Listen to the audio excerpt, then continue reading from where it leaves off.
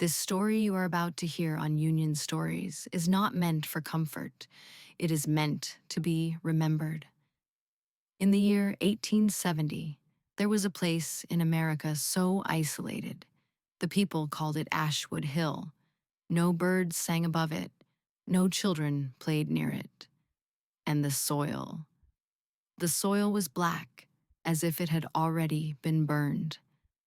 A white girl named Eleanor Whitcombe arrived in Ashwood Hill without knowing she was stepping onto a grave that was still alive. From the first night, the house rejected her presence.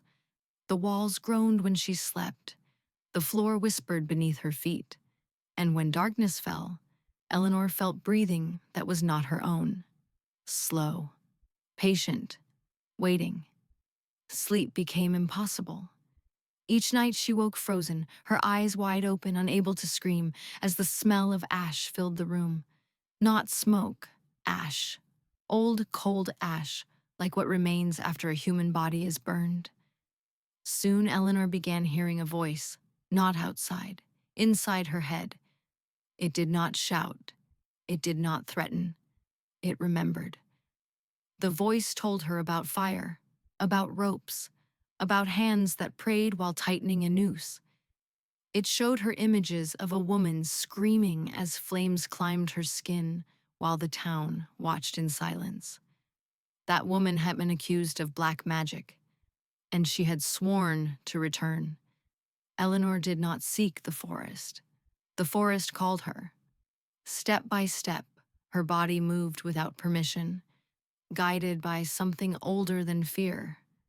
At the heart of the woods, the ground opened like a wound, and what was buried long ago rose again, not as flesh, but as hunger.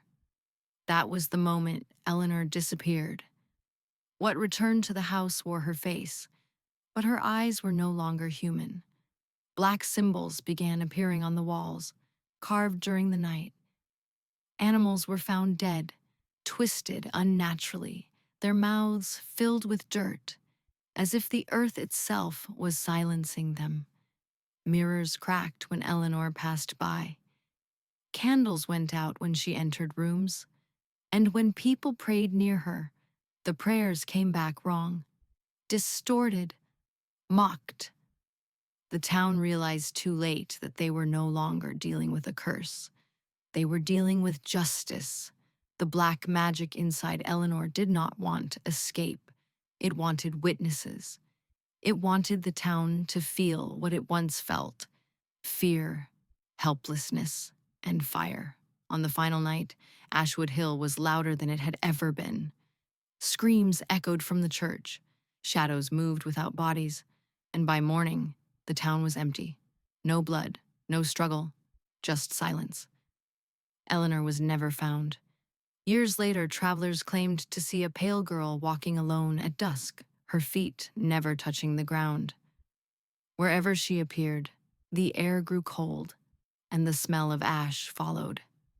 Those who looked into her eyes were never seen again, because the thing inside her was still counting names.